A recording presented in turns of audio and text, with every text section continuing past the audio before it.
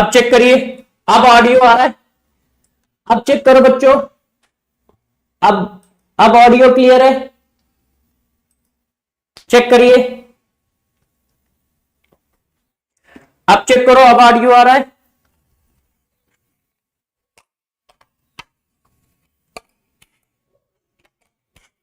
Battery actual में खत्म हो गई थी बच्चों।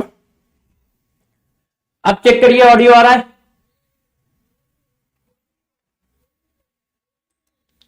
यस, अब चेक करो, ऑडियो आ रहा होगा।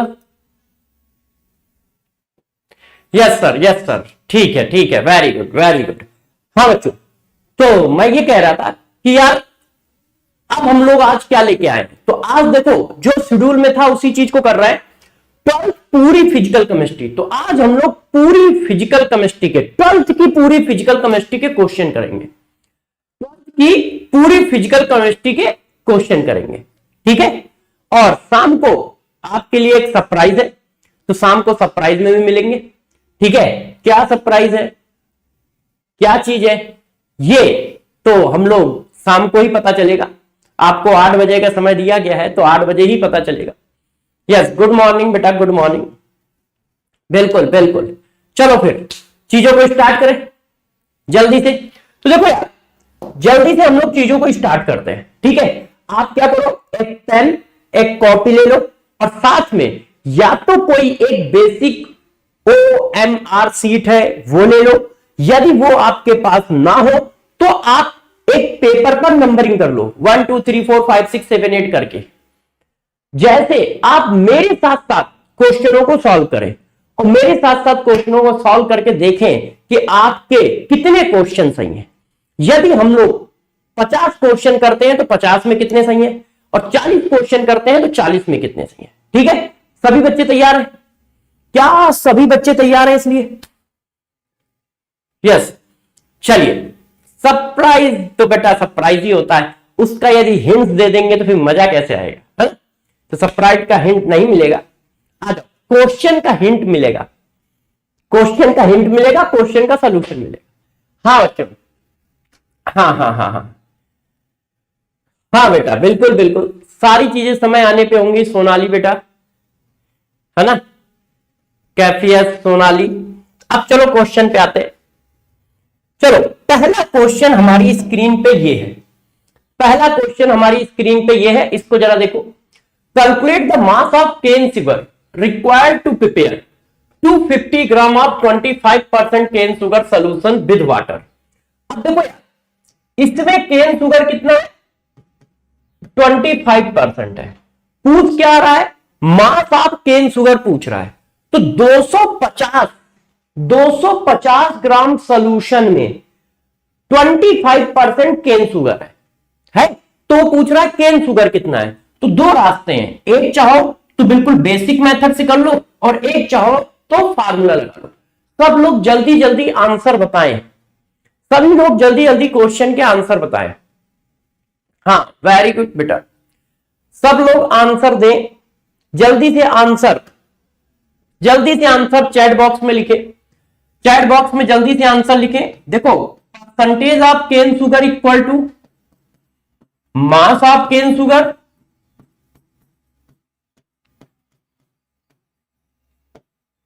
और mass of compound, mass of solution, mass of solution कितना है 250 इंटू 100। तो ये देखो, आप इसको ऐसे काट सकते हैं, तो ये 4 आ गया, 4 से इसको उड़ा दिया तो कितना होता है, 4 पंचे 20, 4 छंग 24 और 2 और फिर 4 पंचे 20। ये देखो, ये हमारा आंसर आ गया। सभी बच्चों का क्या आंसर आ रहा है, जल्दी से आंसर दीजिए, जल्दी से सभी बच्चे आंसर दे, आंसर बताओ भाई बच्चों, आंसर बताओ सभी लोग। यस, जल्दी आंसर दीजिए सभी लोग। आंसर कितना आ रहा है, सभी बच्चे आंसर दें। हाँ, और आप चाहते तो बिल्कुल अपने बेसिक फंडे से भी कर सकते थे, आप चाहो तो बिल्कुल अपने बेसिक फंडे से भी कर सकते हो। बेसिक फंडा क्या है, इस पूरे सॉल्यूशन का 25% केन शुगर है, तो पूरे सॉल्यूशन का 25% केन शुगर, ये तब भी वही आएगा। ये देखो, ठीक है। चलो आगे बढ़ते हैं, अगले क्वेश्चन में आइए। 3 milligram of क्रोनियम plus 6 is dissolve in 3 litre of water, find out the concentration of क्रोनियम plus 6 in PPM. यार पीपीएम में कंसंट्रेशन निकालने का फार्मूला क्या होता है? जिसका पीपीएम में कंसंट्रेशन निकाल रहे हो उसका mass divided by mass of solution into 10⁶। अब पीपीएम में कंसंट्रेशन निकालना है, mass of chromium plus 6 3 milligram, 3 milligram. अब मिलीग्राम को हमने ग्राम बना लिया। मास ऑफ सॉल्यूशन जिसमें निकालना है, तो वाटर का क्या दिया है? लीटर दिया है। अब यार अमाउंट ऑफ सॉल्यूट जो है वो बिल्कुल ना के बराबर है। चेक करो, अमाउंट ऑफ सॉल्यूट कैसा है? ना के बराबर। तो वाटर की डेंसिटी जो होती है वो 1 ग्राम/ml होती है।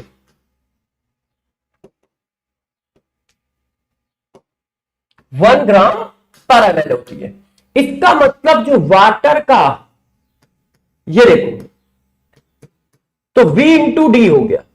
तो जो वाटर का वॉल्यूम है वही उसका अमाउंट होगा। तो देखो इसको मैंने 1000 कर लिया, ये लीटर में था, ये ml में कर लिया, और डेंसिटी 1 ग्राम/ml है, तो ml कट गया, तो ये कितना आ गया? मास ऑफ वाटर कितना आ गया? 1000 ग्राम। और जो मास ऑफ वाटर होगा वही मास ऑफ सोल्यूशन होगा। क्यों? क्योंकि सॉल्यूट कितना है? ना के बराबर है, ना के बराबर है। तो ये क्वेश्चन बहुत अच्छा है। इसमें क्या है? पीपीएम निकालने के लिए मास ऑफ सॉल्यूशन नहीं मिल रहा है, मगर मास ऑफ सॉल्यूशन वही होगा जो मास ऑफ सॉल्वेंट होगा। मास ऑफ सॉल्यूशन और मास ऑफ सॉल्वेंट लगभग बराबर होंगे। क्यों बराबर होंगे? क्योंकि मेरे दोस्त सॉल्यूट ना के बराबर है, और दूसरी बात आपको डेंसिटी दी है। जल्दी से बताइए, तो अब आंसर लिखो बच्चों। ये देखो,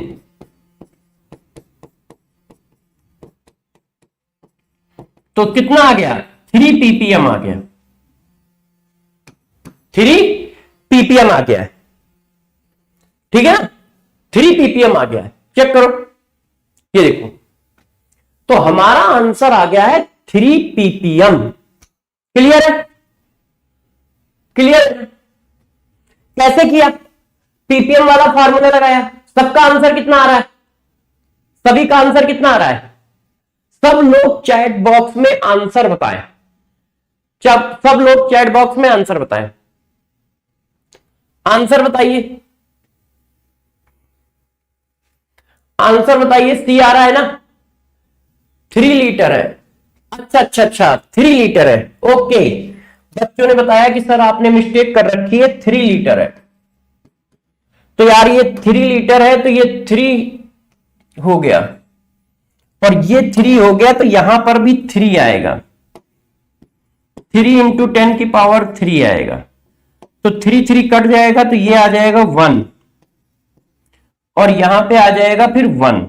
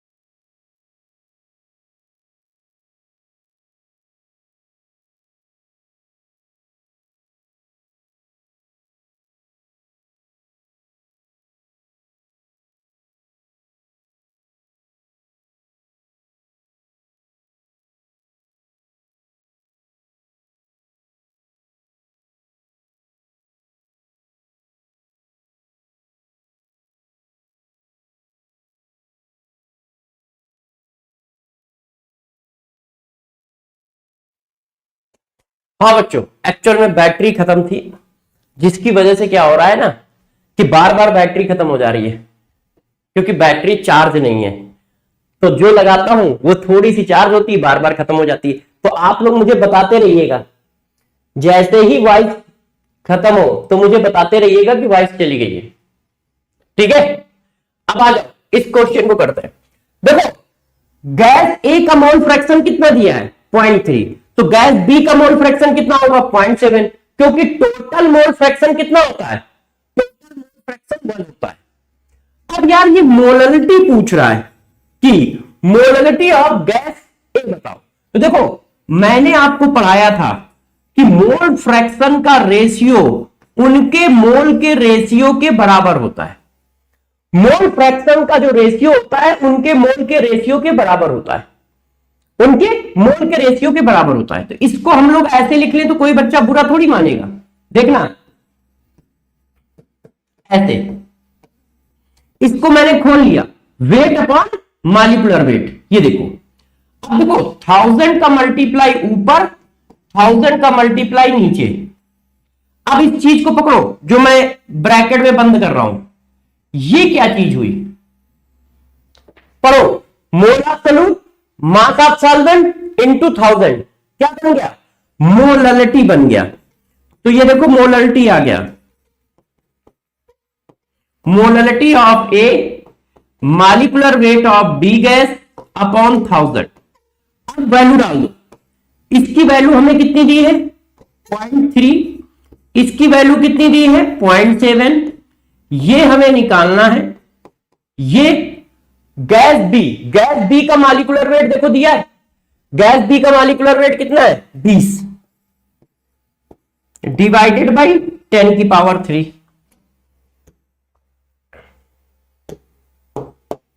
डिवाइडेड बाई 10 की पावर 3। तो molarity of A equal to हो गया 0.3 इंटू 1000, 0.7 इंटू 20। सभी प्यारे बच्चे इसको सॉल्व करना है। ये 50 आ गया, पॉइंट से पॉइंट हट गया, तो 150 डिवाइडेड बाई 7। तो 150 डिवाइडेड बाई 7 करोगे तो कितना आएगा? 7 दूनी 14, यही वाला आएगा। क्यों? 7 दूनी 14, 10 एक हो गया, और 7 दूनी 14, 10 एक, 7 चौक 28। ये देखो आंसर आ गया। सभी बच्चों का आंसर क्या आ रहा है? सभी बच्चे आंसर बताएं।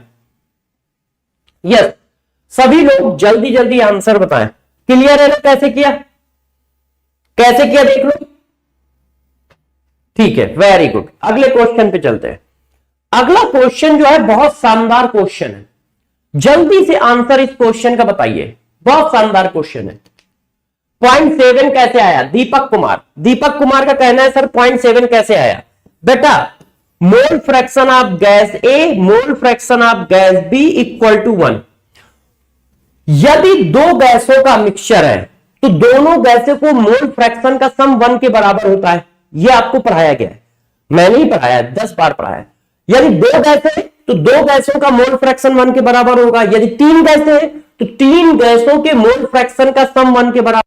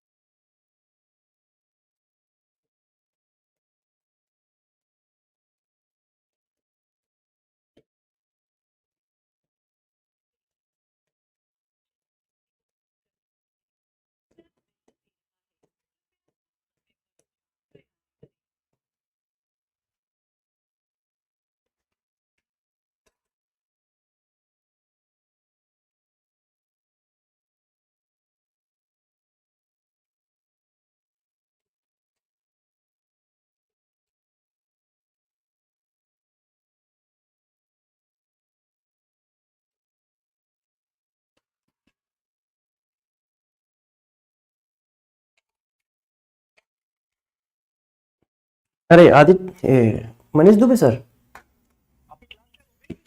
नहीं नहीं, मेरी क्लास चल रही थी मगर मेरी बैटरी खत्म हो गई है और बैटरी चार्ज नहीं है, तो जल्दी से बस मुझे बैटरी दे दो आके यार, मतलब चार्जर।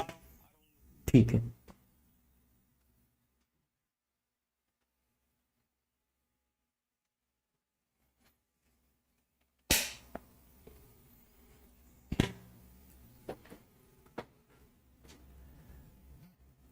हेलो। हाँ आदित्य सर, यार मेरी लाइव क्लास चल रही है, मेरी लाइव क्लास चल रही है, मेरी बैटरी खत्म हो गई है, चार्ज नहीं है, बस जल्दी से 2 सेल दे दो अपने चार्ज वाले। हाँ जल्दी भिजवाना, हाँ लाइव क्लास है। ठीक है, लाइव क्लास में ही हूं मैं। हाँ ठीक।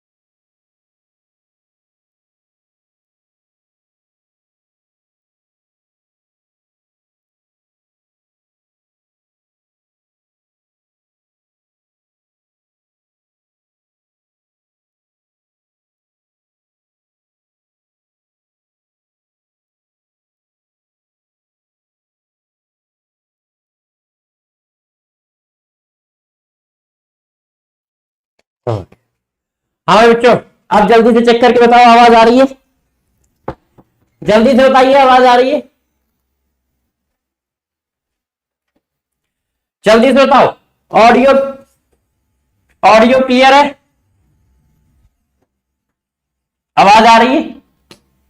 एक्चुअल में यार बैटरी खत्म हो गई थी, है ना, और मेरे पास बैटरी थी भी नहीं, तो जल्दी से बैटरी एक लगाई गई है। और यदि आवाज आ रही है तो जल्दी से इसका आंसर बताओ। यस वेरी गुड, बहुत सही। A container having liquid in equilibrium with its vapour has volume of 10 liter. If the volume of container is reduced to 5 liter, the vapor pressure is। अब देखो यार वेपर प्रेशर क्या होता है, तो आपको मैंने पढ़ाया है कि किसी का जो वेपर प्रेशर होता है वो क्या होता है, वो एक कांस्टेंट वैल्यू होता है। ये देखो, जब वेपर प्रेशर की बात आती है तो लिक्विड और वेपर के बीच में इक्विलिब्रियम बनता है, और वेपर प्रेशर जो आता है वो ये आता है। देखो, इसका इक्विलिब्रियम कांस्टेंट क्या बनेगा? Pressure of vapour upon, equilibrium constant क्या होता है? यदि गैस है तो pressure of gas divided by pressure of reactant, और रिएक्टेंट क्या है? लिक्विड। तो लिक्विड का प्रेशर होगा नहीं। तो ये देखो, वेपर प्रेशर इक्विलिब्रियम कांस्टेंट के बराबर होता है। Equilibrium constant only depend upon temperature. तो जब यार इक्विलिब्रियम कांस्टेंट सिर्फ टेम्परेचर पे डिपेंड करेगा, तो जब इक्विलिब्रियम कांस्टेंट की वैल्यू किसी के चेंज करने से नहीं चेंज होगी, तो वेपर प्रेशर ऑफ लिक्विड भी किसी के चेंज करने से नहीं चेंज होगा। वो तभी चेंज होगा जब टेम्परेचर चेंज किया जाए, और टेम्परेचर उन्होंने कहा है कि हमेशा कांस्टेंट है। तो ये क्या होगा? Remain constant. वेरी गुड बच्चों, वेरी गुड। ठीक है, स्पीड बढ़ाते हैं। ठीक है, विच of the following is not a characteristics of ideal solution? Ideal solution की कैरेक्टरिस्टिक्स इसमें से कौन नहीं है? तो आइडियल सोल्यूशन का डेल्टा भी 0 होता है, बिल्कुल सही लिखा है। आइडियल सोल्यूशन का डेल्टा एच 0 होता है, बिल्कुल सही लिखा है। आइडियल सोल्यूशन की इंट्रोपी बढ़ती है, कुछ भी मिलाओगे तो इंट्रोपी ऑलवेज इंक्रीज करेगी, तो ये भी बिल्कुल सही लिखा है। ये गलत लिखा है, क्यों? क्योंकि आपको पता है जब आप दो चीजें मिला रहे हो और एक सोल्यूशन बनना है तो इसका मतलब प्रोसेस स्पॉन्टेनियस है, और प्रोसेस स्पॉन्टेनियस है तो डेल्टा जी कैसा होना चाहिए? निगेटिव, क्योंकि प्रोसेस स्पॉन्टेनियस है। तो ये जो है गलत है ना। नेक्स्ट नंबर पे आ जाओ। A solution consist of two component X and Y, which of the following relation of interaction होगा यार, है ना? Interaction between molecules is true for ideal solution of X and Y. देखो, सोल्यूशन आइडियल है। जब सोल्यूशन आइडियल होता है तो ये मान के चला जाता है कि लिक्विड ए के इंटरेक्शन और लिक्विड बी का इंटरेक्शन बराबर है सोल्यूशन के इंटरेक्शन के। प्योर लिक्विड के इंटरेक्शन तो हमेशा बराबर होते हैं, ऑलवेज इक्वल होते हैं, इक्वल। हम सोल्यूशन चैप्टर में ये सपोज करके चलते हैं कि प्योर लिक्विड के इक्वल, कि प्योर लिक्विड के इंटरेक्शन तो हमेशा बराबर होंगे, मगर जब उनको मिलाएंगे तो सोल्यूशन के इंटरेक्शन अलग अलग हो सकते हैं। मगर राउल्स लॉ में ये बताया गया है कि राउल्स लॉ तभी होल्ड होता है, तभी लगता है जब सोल्यूशन का इंटरेक्शन प्योर लिक्विड के इंटरेक्शन के बराबर हो।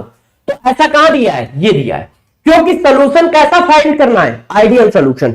आइडियल सोल्यूशन कौन सा सोल्यूशन होता है? आइडियल सोल्यूशन वो सोल्यूशन होता है जो राउल्स लॉ को फॉलो करे। और राउल्स लॉ पढ़ाते समय मैंने सबसे पहले यही कंडीशन लिखाई है कि राउल्स लॉ की कंडीशन है कि लिक्विड ए का इंटरेक्शन लिक्विड बी के इंटरेक्शन के बराबर होगा और सोल्यूशन के इंटरेक्शन के बराबर होगा।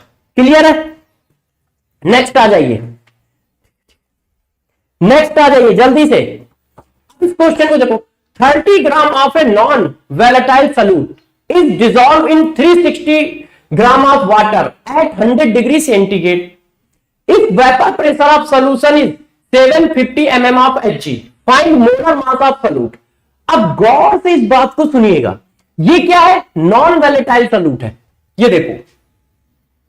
और नॉन वैलेटाइल सॉल्यूट का W दिया है, सॉल्वेंट का W दिया है, और सॉल्यूशन का वेपर प्रेशर दिया है।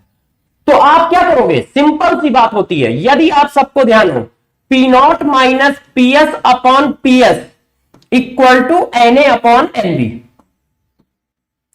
P0 क्या होता है? प्योर लिक्विड का वेपर प्रेशर। अब गौर से सुनिएगा, देखो ये जितना सब कुछ कहा जा रहा है वो 100 डिग्री सेंटीग्रेड पे कहा जा रहा है। 100 डिग्री सेंटीग्रेड क्या है? बॉइलिंग पॉइंट ऑफ वाटर है, और वाटर का बॉइलिंग पॉइंट है। किसी के भी बॉइलिंग पॉइंट पे ऑलवेज प्रेशर जो होता है 1 एटमॉस्फेयर होता है, या 760 mm ऑफ Hg होता है।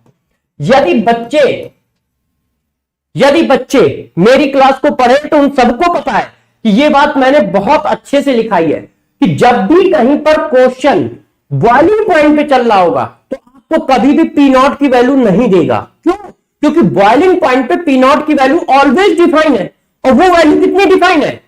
P naught equal to 760 mm of Hg। क्योंकि बॉइलिंग पॉइंट की डिफिनीशन होती है कि जिस टेम्परेचर पर लिक्विड का वेपर प्रेशर एटमॉस्फेरिक प्रेशर के बराबर हो जाता है, उस टेम्परेचर को बॉइलिंग पॉइंट कहते हैं। तो यार यदि ये बॉइलिंग पॉइंट है तो इसका मतलब इसका प्रेशर एटमॉस्फेरिक प्रेशर के बराबर होगा। तो बॉइलिंग पॉइंट पर पी नॉट ऑलवेज डिफाइन है, कितना? 760 mm ऑफ Hg।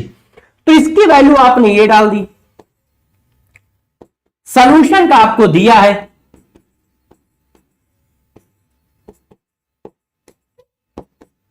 अब आपको क्या है? मोल एब्सोल्यूट 30/m मॉलिक्यूलर वेट निकालना है। Mole of solvent 360/18।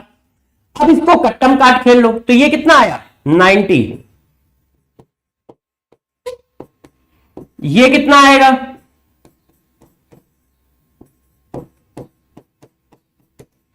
अब यार जीरो से जीरो उड़ा दो, जीरो से जीरो उड़ा दो, 9 दूनी 18 और ये हो गया 18। ठीक है, तो अब आपका कितना आ गया बच्चों? भाई हेल्प करने देना बच्चों कैलकुलेशन करने में। तो m इक्वल टू आ गया, m इधर गया, ये इधर आ गया, तो 357 18, तो ये कट गया 6। अब 6 से डिवाइड करो तो 9 बार गया, तो 9 पॉइंट समथिंग आ रहा है। एक बार कैलकुलेशन चेक कर लो कहीं गड़बड़ है। हम इधर ले आए तो ये इधर चला गया 3 इंटू 57 और नीचे क्या बचा? 18। हाँ, तो 36 18। ठीक है, बताओ भाई बच्चों आंसर क्या आ रहा है? बच्चे कह रहे हैं आंसर बी आ रहा है। कैलकुलेशन चेक करो बच्चों जरा मेरी। 570 ये गड़बड़ लिखा है ना? 570 तो 600 और 190 आ रहा है यहां। ये कैलकुलेशन मिस्टेक है, इसको सही करते हैं। ये देखो 760 में से 570 जाएगा तो 90 नहीं आएगा, 90 की जगह 190 आएगा।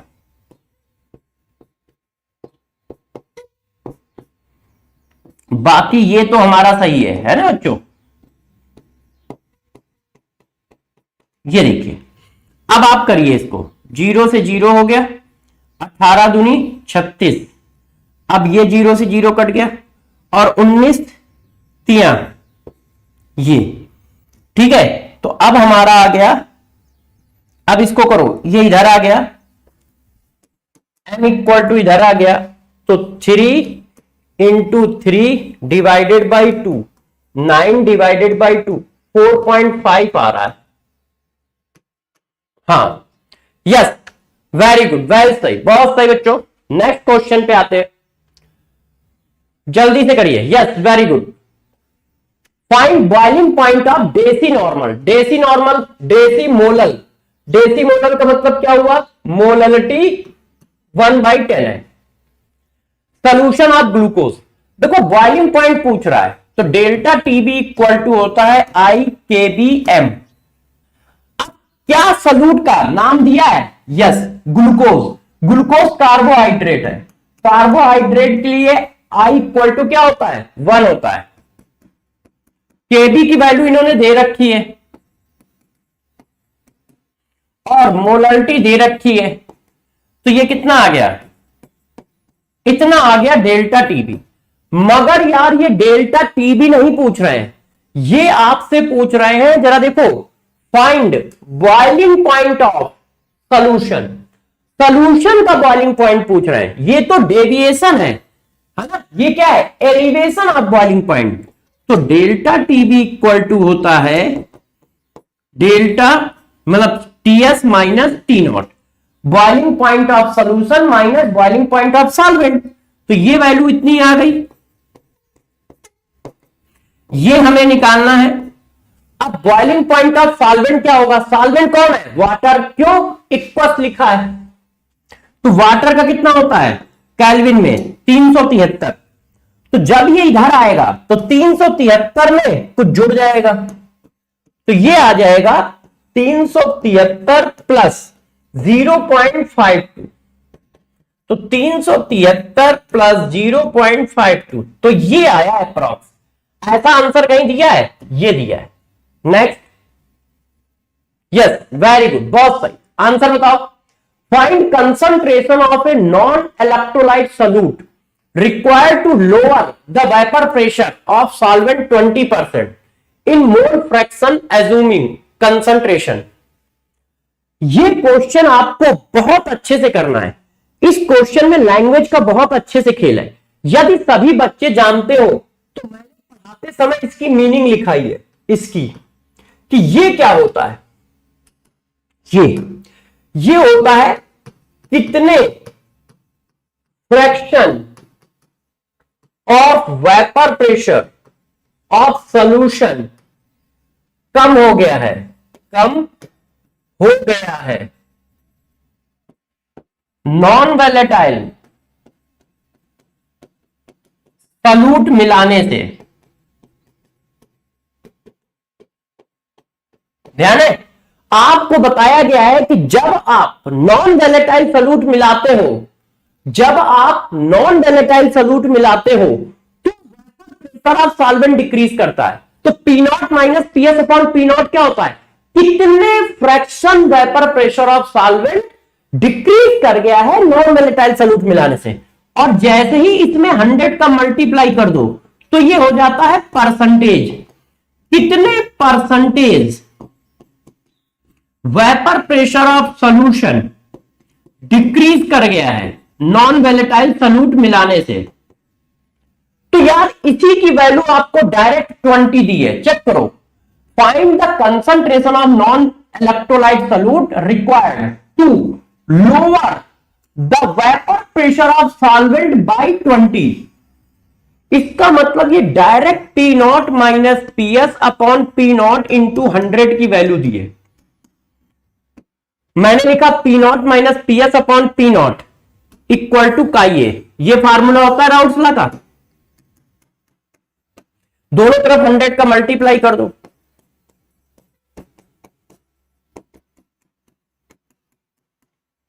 इस पूरे की वैल्यू दी है 20। अब ये कट गया, कितना आएगा यार?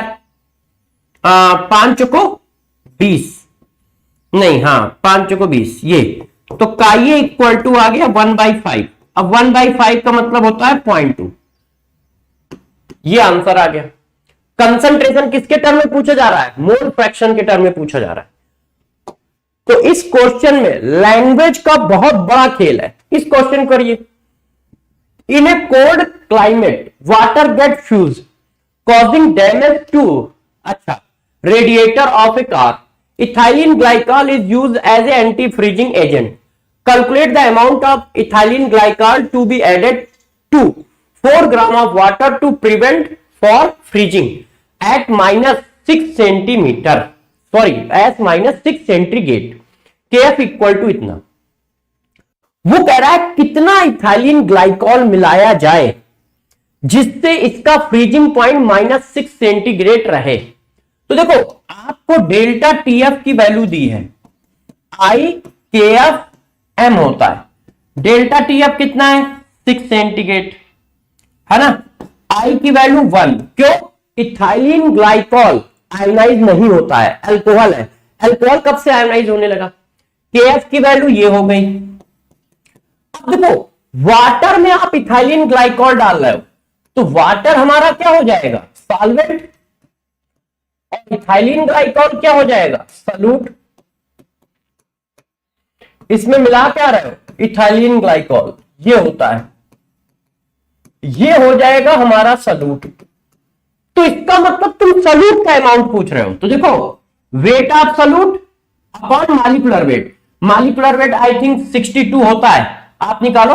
12 दूनी 24 और 6 हाइड्रोजन और 16 दूनी 32, तो 24 6 30 62। मास of solvent in kilogram. Mass of solvent कितना दिया है? 4 ग्राम। अब इसको सॉल्व कर लो।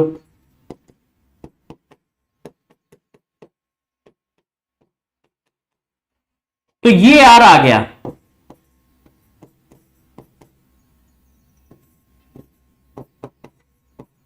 ये देखो, अब जब आप इसको सॉल्व करोगे तो आंसर क्या आएगा? देखो आप 62 इंटू 4 इंटू 6 डिवाइडेड बाई 1.85, तो ये आ गया 804.32 ग्राम।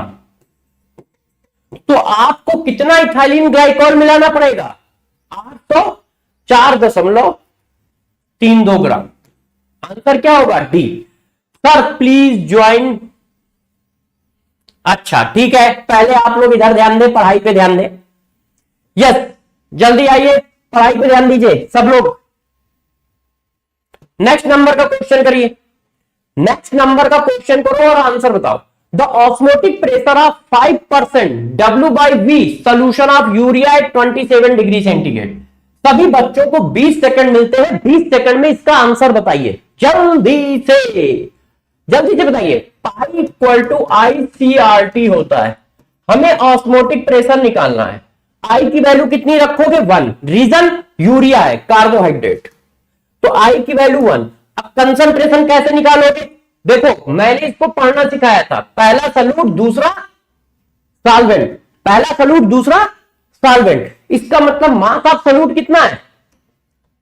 तो देखो mole of solute, volume of solution, volume कितना है? 100 ml।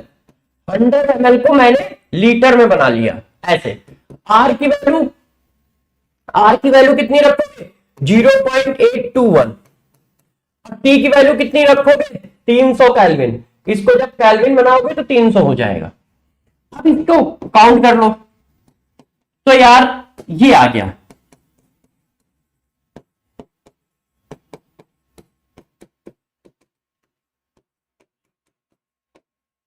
अब देखो कट्टम काट खेल लो, इसको यहां से उड़ा दो, है तो ये कितना हो गया? 200 इंटू 5 1000। 1000 का मल्टीप्लाई इसमें कर दोगे तो 3 जीरो हट जाएंगे। ये देखो ऐसा कुछ आ रहा है, एक बार देख लेना मैंने गलती कहां की है। आई थिंक मैंने गलती यहां की है। 6 से इसको काटा, तो जब 6 से इसको काटोगे 0 0 और 6 से इसको काटोगे तो 6 पंचे 30 ऐसे आएगा, और ये 250 बनेगा। तो 250 इंटू 0.821 है ना। तो देखो 25 चौको 25 एकम 25, 25 दूना 50 और 25 अट्ठे 200, और 200 का 205। तो 1 2 3 4 और एक जीरो का है तो 3, 1 2 3 ये आ रहा है। एक बार देखना 20.5 कोई आंसर है? यस, क्लियर है। कैलकुलेशन आप लोग देख लीजिए, मैंने कैलकुलेशन सही कर दी है, सिर्फ कैलकुलेशन चेक करनी है, ठीक है। Next, osmotic pressure of 3.72% weight by volume solution of KCl at 27 degree centigrade is इतना। Find degree of dissociation of KCl। देखो डिग्री ऑफ डिसोसिएशन पूछ रहा है, तो आपको पता है ऑस्मोटिक प्रेशर इक्वल टू होता है पाई CRT। पाई की वैल्यू आपको उसने दे दी है, आई की वैल्यू निकालनी है। क्यों? आई इक्वल टू होगा 1 plus n minus 1 into alpha. Reason dissociation हो रहा है। अब डिसोसिएशन हो रहा है KCl का, तो KCl इस तरह से डिसोसिएट होगा ऐसे। तो I equal to 1 plus 2 minus 1 into alpha, I equal to 1 plus alpha. इसका मतलब I निकल आए तो अल्फा निकल आएगा। और I कैसे निकालोगे मेरे दोस्त? I equal to pi equal to ICRT। Pi की वैल्यू ये है, I निकालना है। C की वैल्यू कितनी दी है? कंसंट्रेशन बनाओ, पहला सल्यूट दूसरा सॉल्यूशन। तो देखो मास ऑफ सॉल्यूट, अब मोल ऑफ सॉल्यूट रखने के लिए इसका मॉलिक्यूलर वेट निकालो। के होता है 39, ये होता है 35.5। तो यार ये कितना हो गया? इसको 40 समझ लो, 40 समझ लोगे तो ये आ जाएगा 75.5। तो ये 74.5 हो गया। तो ये 74.5 divided by volume of solution. ये देखो आर की वैल्यू डाल दो, टी की वैल्यू डाल दो।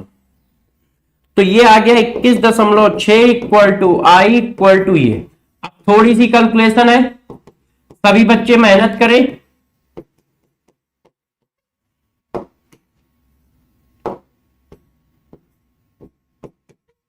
बताओ भाई बच्चों,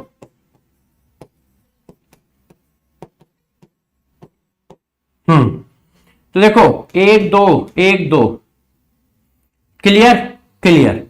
अब ये 37 दुना कितना होता है 74, तो ये लगभग सेम है, बस यहां 10 आ जाएगा, है ना। और इस 10 से ये कट गया, तो इसका मतलब 300 का इसमें मल्टीप्लाई कर दो, आई इंटू, तो 3 एकम 3, 3 दूनी 6 और 8 त्रिक 24। पॉइंट कितने बार लगाना है 4, और 4 में से 2 तो कम हो गए, ये आया 24 दशमलव इतना।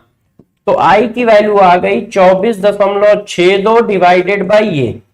अब हथियार निकाल के डिवाइड कर लो, देखो 24.63 डिवाइडेड बाई 21.6, वैल्यू आ रही है आई की 1.14। अब जो आई की वैल्यू आई है वो इस जगह डाल दो, तो 1.14 इक्वल टू 1 प्लस अल्फा, तो अल्फा की वैल्यू आ गई ये, परसेंटेज में निकालोगे तो ये वैल्यू आ गई 14%। अब देखो कहीं आंसर दिया है? ओए भाई गुरु, आंसर 14% कोई नहीं है, इसका मतलब कैलकुलेशन मिस्टेक है, चेक कर लो। कॉन्सेप्चुअली मिस्टेक नहीं है, सिर्फ कैलकुलेशन मिस्टेक है। कैलकुलेशन मिस्टेक कहां पे है? देखो ये इसके नीचे जाएगा, हमने यहां उल्टा लिख रखा है कि नहीं? तो इसको फिर से करते हैं, मगर आई की वैल्यू ग्रेटर देन 1 आएगी, तो यहां पे कहीं गड़बड़ है, इस जगह चेक करो, कैलकुलेशन मिस्टेक है, चेक करो। मास एब्सोल्यूट, वॉल्यूम ऑफ सॉल्यूशन इतना और इतना, ठीक है। के का होता है 39, इसका होता है 35.5, तो इसको 40 कर दिया तो ये हो गया 75.5, एक कम कर दिया 74.5, ठीक है, ये तो सही लिखा है। अब कट्टम काट खेलो, 100 से 100 उड़ाया, 1 0 बचा, और ये 37 है और ये 74 है, लगभग डबल होगा, तो यहां पे एक 10 आ गया, इससे मैंने इसको भी काट दिया, तो 300 इंटू ये, तो 300 का इसमें मल्टीप्लाई करोगे। अब लाओ हथियार से करता हूं, है ना बच्चों।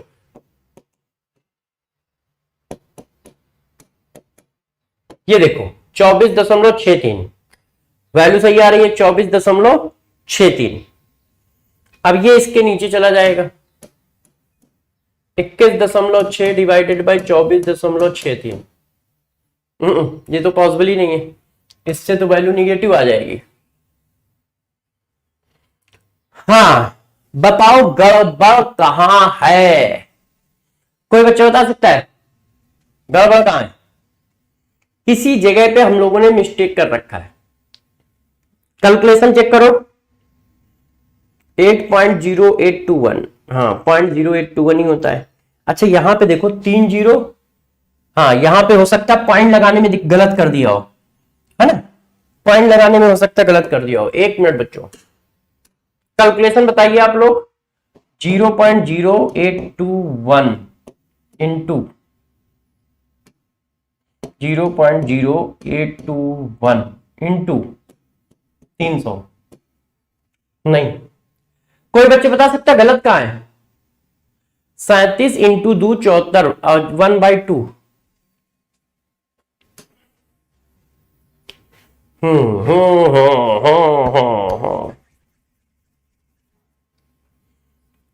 देखो यार कॉन्सेप्ट तो बिल्कुल सही है, कैलकुलेशन पकड़ो। एक बार मैं कैलकुलेशन फिर से कर देता हूं,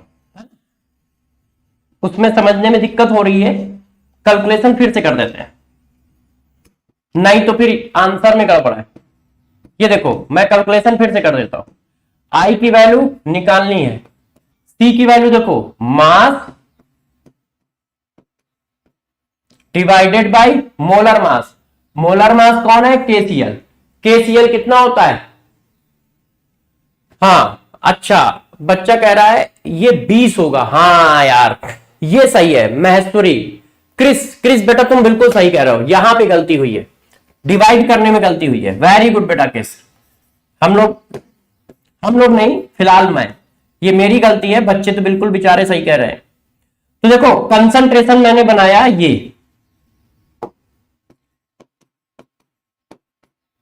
ये देखो, volume of solution in litre into R की वैल्यू और टी की वैल्यू रखी, ठीक है। तो ये ऐसे आ गया आई, और ये ऐसे हो गया, ये ऐसे। अब ये 1000 ऊपर चला गया, 100 नीचे आ गया, 300 ये आ गया, 0.821 ये आ गया। अब देखो यहां पे मैंने गलत किया है, ये 20 होगा, मैं यहां पे 10 लिख रहा था। अब 1 2 3 1 2 3 है ना। अब ये आया 150, तो 150 का मल्टीप्लाई यहां करना है, 0 15 एकम 15, 1 15 दूनी 30, 1 3 15 अट्ठे कितना होगा, बताओ बताओ बताओ बताओ बताओ। 15 अट्ठे, तो 15 दूनी 30, 30 चौको 120, तो 15 अट्ठे कितना होगा 120। तो 120 का 0, 120 का 120 लिखना पड़ेगा, और 4 दशमलव ये 12 आ रहा है, तो ये आया 21.6 इक्वल टू आई इंटू 12.01। तो आई की वैल्यू आ गई 21.6 डिवाइडेड बाई 12, ये आई की वैल्यू आई 1.8। 1.8 आप यहां रखोगे,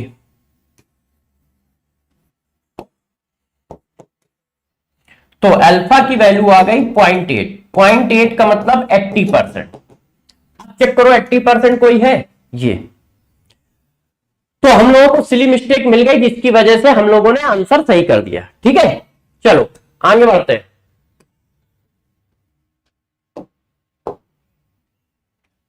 अब इस क्वेश्चन का आंसर बताएं जल्दी से। The rate constant of forward and backward reaction of hydrolysis of ester is इतना एंड इतना। The equilibrium constant of reaction, equilibrium constant जो होता है वो rate constant of forward reaction और rate constant of backward reaction होता है। Forward reaction का रेट कांस्टेंट मेरे दोस्त ये दिया है, बैकवर्ड रिएक्शन का रेट कांस्टेंट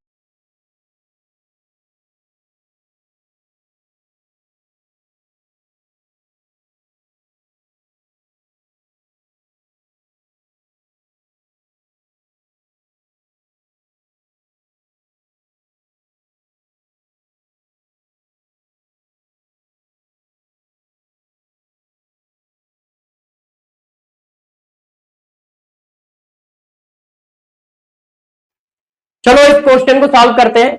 आ जाइए जल्दी से आंसर बताइए। एक chemical reaction, a chemical reaction is catalyzed by a catalyst X, hence X is। अब यदि कोई केमिकल रिएक्शन X से हो रही है, अब वाइज आ गई होगी, चेक करो बच्चों, वाइज आ गई होगी। हाँ, अब जरा देखो, यदि कोई केमिकल रिएक्शन में कैटलिस्ट यूज हो रहा है, तो आप सभी बच्चों को पता है कि कैटलिस्ट जो होता है वो इक्विलिब्रियम पे इफेक्ट नहीं डालता है, वो रेट ऑफ फॉरवर्ड रिएक्शन को बढ़ाता है और रेट ऑफ बैकवर्ड रिएक्शन को बढ़ाता है, मगर इक्विलिब्रियम पे इफेक्ट नहीं डालता है। तो वो क्या करेगा, इक्विलिब्रियम पे इफेक्ट नहीं डालेगा ना। तो और एक chemical reaction is catalysed by a catalyst X, X hence reduce enthalpy of reaction, नहीं, does not effect the equilibrium constant of reaction. क्या इक्विलिब्रियम कांस्टेंट ऑफ रिएक्शन पे इफेक्ट डालता है, नहीं। Decrease rate constant of reaction, rate constant को change करता है, नहीं। Increase activation energy of reaction, नहीं, ये गलत लिखा है। एक्टिवेशन एनर्जी ऑफ रिएक्शन को वो डिक्रीज करता है। देखो कैटलिस्ट इंथैल्पी ऑफ रिएक्शन को भी रिड्यूस नहीं करता, उसका ग्राफ ऐसे बनता है, मैं ग्राफ दिखाता हूं। इसके ऑप्शन जो है एक से ज्यादा सही है। आज यार बहुत गड़बड़ हो रही है, इसके लिए सभी बच्चों को देखो, ये एक रिएक्शन है,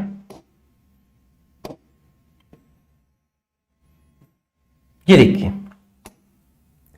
अब जब कैटलिस्ट की प्रेजेंस होती है तो ये रिएक्शन ऐसे होती है।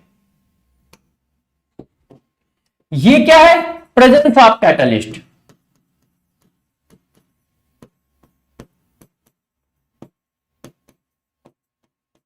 ये देखो, अब गौर से बात को समझिएगा।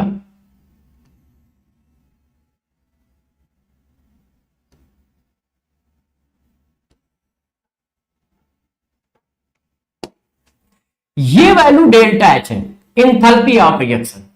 तो कैटलिस्ट यूज करने पर इंथैल्पी ऑफ रिएक्शन में भी कोई चेंज नहीं आता है। तो इंथैल्पी ऑफ रिएक्शन चेंज नहीं होगी, ये स्टेटमेंट गलत है। रिड्यूस इंथैल्पी ऑफ रिएक्शन गलत। Does not effect the equilibrium constant सही। Decrease rate constant of reaction गलत। रेट कांस्टेंट पर भी इफेक्ट नहीं पड़ेगा। इंक्रीज एक्टिवेशन एनर्जी गलत। एक्टिवेशन एनर्जी को डिक्रीज करता है, ये होता है एक्टिवेशन एनर्जी, ये है, ये देखो।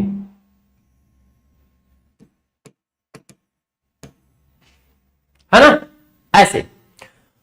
तो बच्चों थोड़ा सा सॉरी, आज एक साथ दो तीन बवाल हो गए, मतलब एक बैटरी खत्म हो गई, फिर अचानक नेट का थोड़ा सा इशू आ गया, जिसकी वजह से हम लोगों को स्पीड कम हो गई है। तो जल्दी से स्पीड बढ़ाते हैं। The rate constant is numerically the same for 3 reaction, first second third order reaction. तो देखो रेट इक्वल टू होता है के ए टी की पावर एन। एन क्या है? Order of reaction. अब यदि फर्स्ट ऑर्डर की बात है तो ये आएगा, सेकंड ऑर्डर की बात है तो ये आएगा, और थर्ड ऑर्डर की बात है तो ये आएगा। अब वो कह रहे हैं कि न्यूमेरिकली रेट कांस्टेंट सबका बराबर है, तो बताओ रेट किसका ज्यादा होगा? तो कंसंट्रेशन भी उन्होंने सबका बराबर कर रखा है, ये देखो ग्रेटर देन 1 कर रखा है, सॉरी सभी का कंसंट्रेशन ग्रेटर देन 1 है। तो यार यदि ग्रेटर देन 1 है तो उसमें क्यूब लगेगा, तो रेट बढ़ जाएगा। तो सबसे ज्यादा रेट किसका होगा? 3, 2, 1।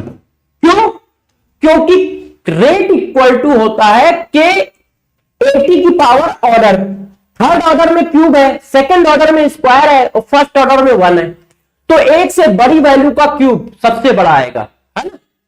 एक से बड़ी वैल्यू का क्यूब सबसे बड़ा आएगा। अब इस क्वेश्चन को करिए जल्दी से। क्वेश्चन पढ़ो। For a reaction A between A and be the order with respect to A is 2, the A is 2 and the other with respect to B is 3। तो इसका मतलब रेट इक्वल टू हुआ के A के respect में order 2 है, B के respect में ऑर्डर 3 है। The concentration of both A and B are double. दोनों के आपने कंसंट्रेशन डबल कर दिए, तो पूछ रहा है रेट ऑफ रिएक्शन कितने टाइम्स इंक्रीज हो जाएगा? इतने टाइम इंक्रीज हो जाएगा। तो ये पुराना रेट हो गया, ये नया रेट है। तो नया रेट जो है 4 × 8 इक्वल टू पुराना रेट। तो कितना हो गया? 32 गुना हो जाएगा। ऐसा कहीं आंसर है? नेक्स्ट, वेरी गुड बच्चों, आंसर निकालो। The data is given A plus B equal to C. Experimental दिया है, द रेट लॉ रिस्पॉन्डिंग। इस डाटा के बेसिस पे रेट लॉ निकालना है। तो देखो इसको करना मैंने सिखाया है आपको, करो अच्छे से। देखो ये वैल्यू ले लो, इसमें देखो ए कांस्टेंट है और बी क्या हो रहा है? आधा। ए कांस्टेंट है, बी आधा हो रहा है, तो रेट क्या हो रहा है? 1/8 टाइम्स क्यूब में चल रहा है। देख लो रेट किस में चल रहा है? क्यूब में। रेट किस में चल रहा है? क्यूब में चल रहा है। आप देखिए जल्दी से कि रेट किस में चल रहा है ना? ए का कंसंट्रेशन कांस्टेंट है, बी आधा हो रहा है। बी आधा करने पर रेट 1/8 हो रहा है, तो क्यूब में चल रहा है। तो ये क्यूब कैसा होगा? चेक करो। अच्छा अब इसको कंपेयर करो, इसको तो ये वाला तो फट गया, क्योंकि बी क्यूब में चल रहा है, बी क्यूब में चल रहा है, बी क्यूब में चल रहा है, बी क्यूब में चल रहा है। अब इसको ऐसे कंपेयर करो, सॉरी, अब इनको कंपेयर करो। देखो ए क्या हो रहा है, किसको किसको कंपेयर करना चाहिए बच्चों, वन और थर्ड को, वन और थर्ड को क्यों कह रहा हूं, बी का कंसंट्रेशन कांस्टेंट है, ए का कंसंट्रेशन डबल, तो रेट क्या है, कांस्टेंट। देखो पहले और तीसरे को मैच करो, ए का कंसंट्रेशन डबल हो रहा है मगर रेट क्या हो रहा है, सेम, तो इसका मतलब ऑर्डर क्या है, जीरो, ए के रिस्पेक्ट में, ए के रिस्पेक्ट में ऑर्डर कितना है, जीरो। क्यों, मैंने पढ़ाया था यदि कंसंट्रेशन चेंज करने पर, यदि कंसंट्रेशन चेंज करने पर, कंसंट्रेशन चेंज करने पर रेट चेंज नहीं हो रहा है, तो इसका मतलब क्या हुआ, इसका मतलब है कि उसके रिस्पेक्ट में ऑर्डर कितना है, जीरो। तो यार ए के रिस्पेक्ट में ऑर्डर जीरो है, तो जब ए के रिस्पेक्ट में ऑर्डर जीरो है तो इसका मतलब ये आंसर नहीं हो सकता, ये आंसर नहीं हो सकता, तो बस यही वाला आंसर होगा, बस यही वाला आंसर होगा। ठीक है,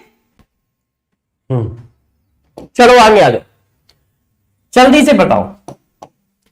if initial concentration is reduce to 1/4 in a zero order reaction, the time taken for half the reaction to complete. देखो टी हाफ इक्वल टू होता है के, sorry, A naught upon 2k for zero order reaction. Zero order reaction के लिए T half और ए not के बीच में ये रिलेशन है ऐसे। अब उसने क्या कहा, उसने कहा कि यदि ए नॉट को 1/4 कर दो, तो जब ए नॉट को 1/4 कर दोगे तो ये ऐसे आ गया, तो इसका मतलब टी हाफ की वैल्यू ये आ जाएगी। तो वो कह रहा है कि अब टी हाफ क्या होगा, तो टी हाफ क्या होगा, पुराने वाले टी हाफ का 1/4 टाइम्स हो जाएगा, remain same, become 4 times, become 1/4 times. क्यों, क्योंकि जीरो ऑर्डर का टी हाफ ए नॉट पे डिपेंड करता है, जीरो ऑर्डर का टी हाफ ए नॉट पे डिपेंड करता है। तो जब तुमने ए नॉट की वैल्यू 1/4 कर दी तो टी हाफ भी 1/4 टाइम्स हो जाएगा, क्योंकि डायरेक्टली प्रोपोर्शनल होता है, क्योंकि डायरेक्टली प्रोपोर्शनल होता है। अब इस क्वेश्चन को करो, 99% ऑफ ए फर्स्ट ऑर्डर, देखो 99% of A first order reaction was complete 32 minute, 99.9% first order reaction complete. तो ऐसे क्वेश्चनों के लिए यदि आपको ध्यान हो तो मैंने ये बताया था 100 माइनस एक्स 1/t, इसको t1 कहा था, इसको t2। यदि t1 सेकंड में x% रिएक्शन खत्म होती है तो t2 सेकंड में y% रिएक्शन खत्म होती है। तो t1 सेकंड क्या है, 32 सेकंड में कितनी रिएक्शन खत्म होती है, 99 पॉइंट, तो ये 99 रख दोगे तो बचेगी कितनी, 1। तो बताओ 99.9% रिएक्शन कितने सेकंड में खत्म होगी, तो जब इतनी खत्म हो गई तो बची कितनी, यहां पे 99.1 रखोगे तो 0.1 आ जाएगा। अब वैल्यू निकाल लो, ये कितना हुआ 100, और 100 का मतलब कितना होता है, आप सभी लोग जानते हैं कि 100 का मतलब होता है 10 की पावर 2, तो ये 2 आ जाएगा, और T2 की वैल्यू निकालनी है, और ये कितना हुआ 1000 ये होता है, तो 1/32 into 2 equal to 1/T2 into 3। अब यार कट्टम काट खेल लो, ये आ गया 16, तो T2 की वैल्यू आ गई 48 मिनट। ऐसा आंसर कहां पे, ये है। नेक्स्ट बात समझ गए, ऐसा मैंने कराया है। अब अगला क्वेश्चन करिए, first order reaction has specific rate, the first order reaction has a specific reaction rate of इतना। देखो आपको क्या दिया है, how much time will it take for 20 gram of the reactant to reduce इतना। वो कह रहा है कि यार बताओ 20 ग्राम से 5 ग्राम तक पहुंचने में कितना टाइम लगेगा। तो ऐसे क्वेश्चन को दो तरीके हैं करने के, ये ए नॉट हो गया, ये ए टी हो गया, और टी पूछ रहा है। तो एक तरीका तो ये है कि आप ये लगा दो,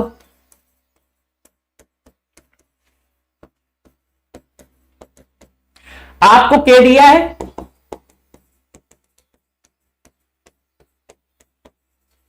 आपकी इनिशियल वैल्यू ये है, फाइनल वैल्यू ये, तो आपने लगा दिया, आंसर आ गया। ब्लॉक 4 टी निकाल लोगे। एक तरीका टी हाफ वाला है। टी हाफ वाला तरीका क्या है? आप सबको पता है कि फर्स्ट ऑर्डर का टी हाफ जो होता है वो कांस्टेंट होता है, इनिशियल कंसंट्रेशन पे डिपेंड नहीं करता। ये देखो, ये फार्मूला होता है। तो आप देखो 20 और 5 पहुंचना है, तो 20 और 5 एक दूसरे के मल्टीपल में है। एक टी हाफ चलोगे तो 10 हो गया, एक और टी हाफ चला 5 हो गया। इसका मतलब टोटल 2 टी हाफ टाइम लग रहा है। 20 कंसंट्रेशन से 5 कंसंट्रेशन पहुंचने में टोटल 2 टी हाफ का टाइम लग रहा है। टोटल टाइम ये, और टी हाफ की वैल्यू दी है। कैसे? ये देखो, के की वैल्यू आपको दी है, तो ये देखो आपका आंसर आ गया। 2 से मल्टीप्लाई कर लो, 4 6 9 दूनी 18, 1 और 12 1 13।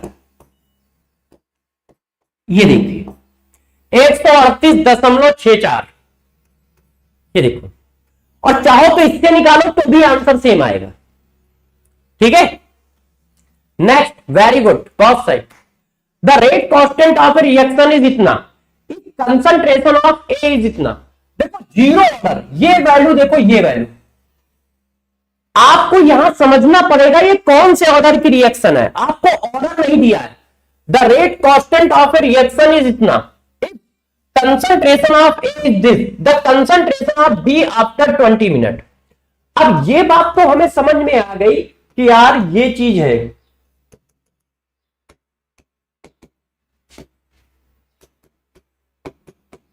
ये है, इसका मतलब मुझे x की वैल्यू निकालनी है, मगर ये नहीं पता है कि ऑर्डर क्या है। तो ऑर्डर कैसे निकालोगे? k की यूनिट से। देखो k इक्वल टू ये लिखा है, चेक करो, ऐसे लिखा है। तो आपको पता है यूनिट ऑफ k जो होती है वो ये होती है, कंसंट्रेशन की power 1 minus n into time inverse. ये अब यहां पर यदि n इक्वल टू 0 रखोगे तो ये यूनिट आएगी। ये देखो, इसका मतलब ये जीरो ऑर्डर की रिएक्शन है, और जीरो ऑर्डर की रिएक्शन में आपको x पूछ रहा है। तो यार सिंपल होता है, जीरो ऑर्डर की रिएक्शन का k होता है a not minus A T divided by T, या फिर ये देखो a नॉट की वैल्यू डाल दो तो k equal to X by T होता है।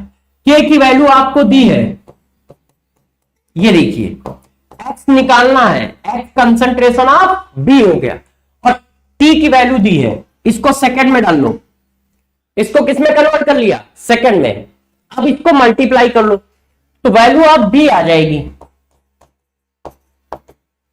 वैल्यू ऑफ b कितनी आएगी? इधर कर दूं तो वैल्यू ऑफ b आ गई 0.6, सॉरी 10 की पावर -3 इंटू 20 इंटू 60। तो 0 से 0 चले गए 12, 12 छंग 72, तो ये 72 आया, तो एक 0 बचा, इतना आ रहा है। एक बार हाँ, एक 0 यहां पर भी है, सॉरी, ये आ रहा है। ये देखो, एक 2 0 चले गए तो 10 की पावर -1 बचा, 12 12 छंग 72, तो 10 की पावर -1 और पॉइंट, तो ये आ जाएगा। बात समझ गए? ये क्वेश्चन बहुत शानदार क्वेश्चन है, ध्यान रखिएगा, बहुत अच्छा क्वेश्चन है, बहुत अच्छा क्वेश्चन है। जल्दी करिए। For a first order reaction the half life period is independent of, first order reaction का half life period initial concentration पे डिपेंड नहीं करता, ये होता है।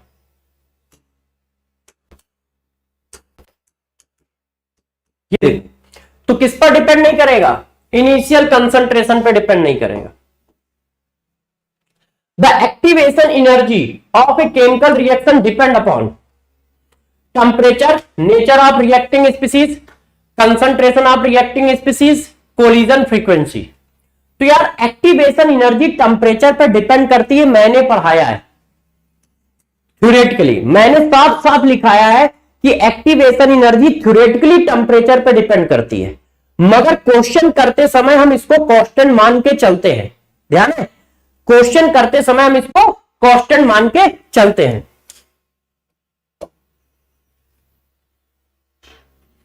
चलिए जल्दी से इस क्वेश्चन को करते हैं। The rate of reaction increase 2.3 times when the temperature is increase 300 to 310। 10 degree centigrade temperature बढ़ाने पर जितना रेट बढ़ता है उसको टेम्परेचर कॉफिशिएंट कहते हैं।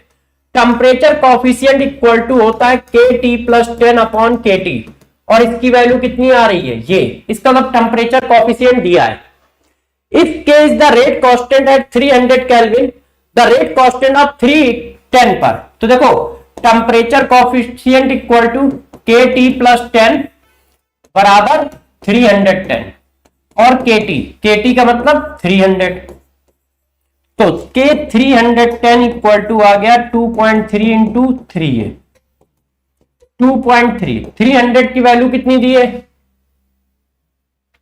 K दी है ना, तो 2.3 के आंसर आ जाएगा। ध्यान है, टेम्परेचर कॉफिशिएंट इक्वल टू क्या होता है, टेम्परेचर कॉफिशिएंट इक्वल टू होता है KT प्लस 10 अपॉन T, और टेम्परेचर कॉफिशिएंट की वैल्यू 2.3 है। क्यों, the rate of reaction increase 2.3 times when the temperature is rise from 300 to 310। तो 300 से 310 जाने पर रेट ऑफ रिएक्शन कितना इंक्रीज हो जाता है, 2.3। इसका मतलब ये टेम्परेचर कॉफिशिएंट की वैल्यू है। अच्छा, अब इस क्वेश्चन को करें।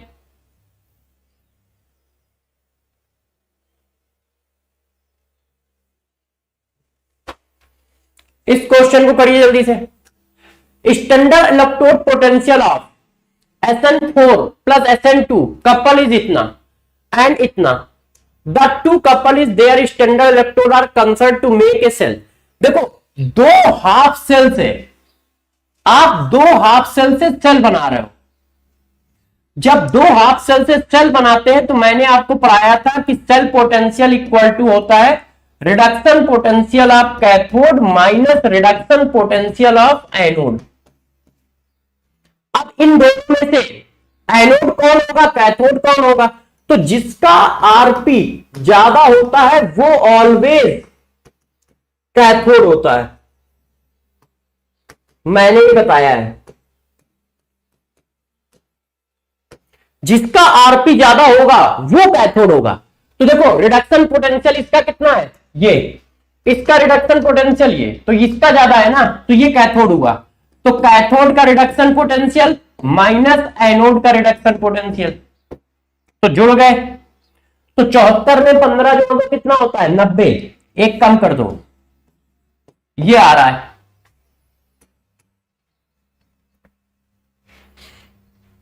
अब ये देखो, the standard EMF of the standard EMF for the cell Zn plus Zn couple, ये सब पूरा दिया है इज।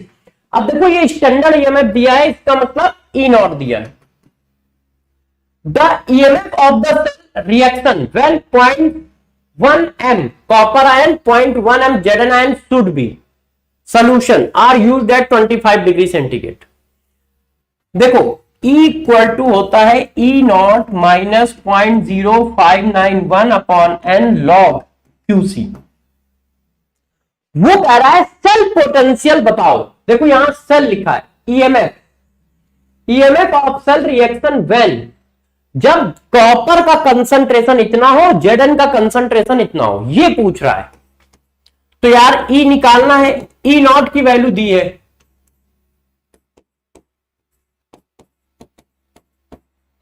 N क्या होते हैं, कितने इलेक्ट्रॉन ट्रांसफर हो रहे हैं, तो कितने इलेक्ट्रॉन ट्रांसफर हो रहे हैं, दो इलेक्ट्रॉन का रिडक्शन, दो इलेक्ट्रॉन का ऑक्सीडेशन। QC क्या होता है, कंसंट्रेशन ऑफ प्रोडक्ट, प्रोडक्ट कौन है, Zn, कंसंट्रेशन ऑफ रिएक्टेंट। सिर्फ इक्वस सोल्यूशन का लिखना होता है, सॉलिड का नहीं लिखना होता है।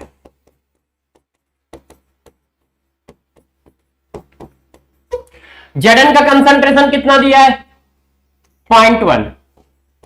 कॉपर का भी कितना दिया है? 0.1। तो log 1 की वैल्यू 0 होती है, इसलिए यही आंसर आ रहा है। सेम आंसर आ रहा है पॉजिटिव साइन के साथ, सेम आंसर आ रहा है पॉजिटिव साइन के साथ। वेरी गुड, बिल्कुल सही बच्चों, बिल्कुल सही। इस क्वेश्चन को करते हैं, जल्दी से इस क्वेश्चन को करिए।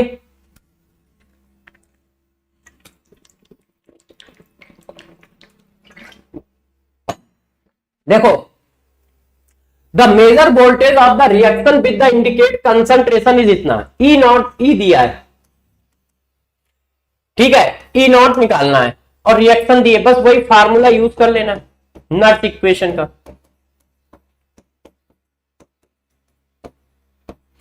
ये दिया है, ये निकालना है।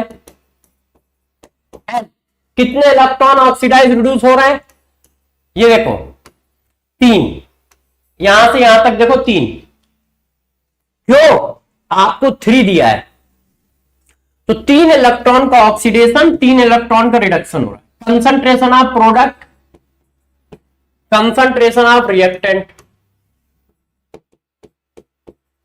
अब बस इसको सॉल्व कर लो।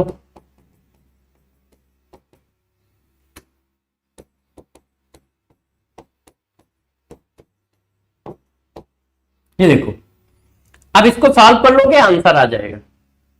क्लियर? चलो आगे बढ़ते हैं। इस क्वेश्चन का आंसर बताएं। The equilibrium constant for the following general reaction is 130। Equilibrium constant दिया है आपको, ई नॉट पूछ रहा है, किसके लिए? इस सेल के लिए। तो यार ई नॉट और इक्विलिब्रियम में क्या रिलेशन होता है? ये रिलेशन होता है, ध्यान है। अब ई नॉट पूछ रहा है, एन की वैल्यू कैसे रखोगे? एन की वैल्यू कितनी रखोगे? कितने इलेक्ट्रॉन का ट्रांसफर हो रहा है? देखो 2 और आयन कितने हैं? 3, तो टोटल कितने इलेक्ट्रॉन का ट्रांसफर हुआ? 6। एक y+2 से y आ रहा है, तो एक ट्रांजिशन में 2 इलेक्ट्रॉन और 3 ट्रांजिशन में 6 इलेक्ट्रॉन, तो 6 इलेक्ट्रॉन का ऑक्सीडेशन, 6 इलेक्ट्रॉन का रिडक्शन।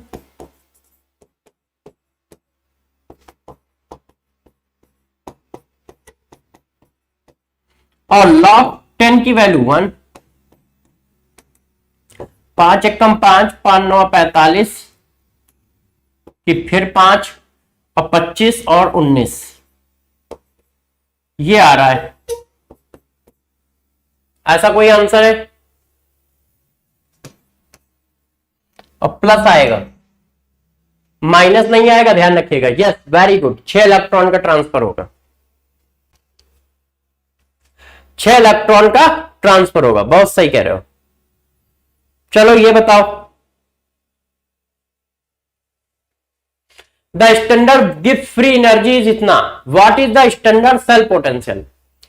देखो आपको गिव्स फ्री एनर्जी दी है, इसका मतलब क्या दिया है?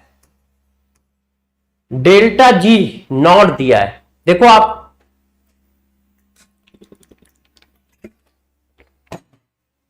डेल्टा जी नॉट दिया है और पूछा क्या जा रहा है? बताओ कैसे करोगे? डायरेक्ट फार्मूला यूज करोगे। इसकी वैल्यू कितनी है? ये कितने इलेक्ट्रॉन का ट्रांसफर हो रहा है? अच्छा क्वेश्चन है। एन की वैल्यू बताओ जरा, इसमें कितने इलेक्ट्रॉन का ट्रांसफर हो रहा है? बताओ। देखो ये -1 है और ये 0 है। एक एटम में कितने का ट्रांसफर है? एक का। एटम कितने हैं ऑक्सीजन के? 4, 2 दूनी 4, तो 4 इलेक्ट्रॉन का ट्रांसफर हो रहा है। फराडे की वैल्यू कितनी है? ई सेल कितना है? निकालना है। अब बस सॉल्व कर दो।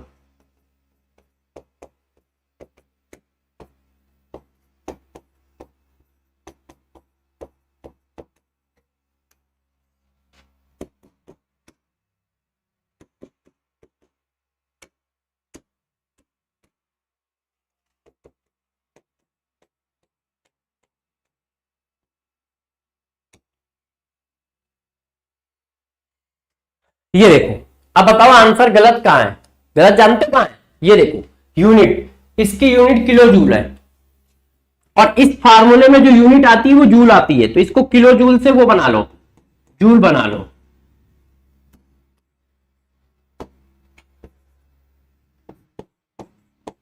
अब ये जूल हो गया, तो अब इसमें 1000 का मल्टीप्लाई कर लो,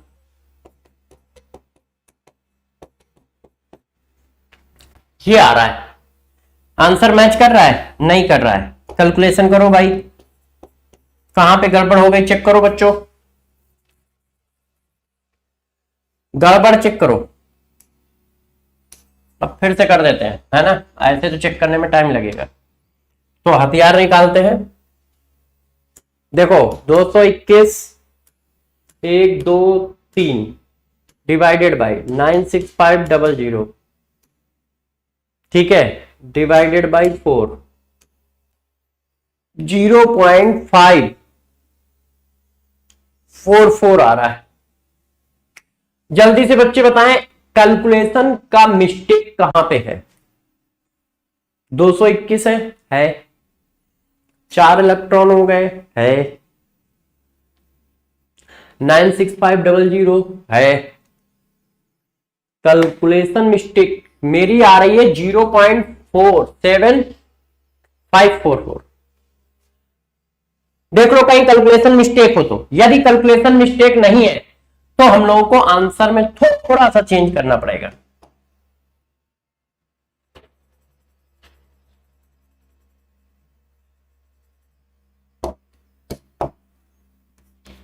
ये लो,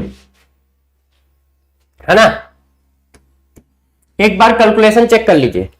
कैलकुलेशन मिस्टेक नहीं है तो बस यही आंसर है, और कोई आंसर नहीं है। सभी बच्चे इस क्वेश्चन को ध्यान दें।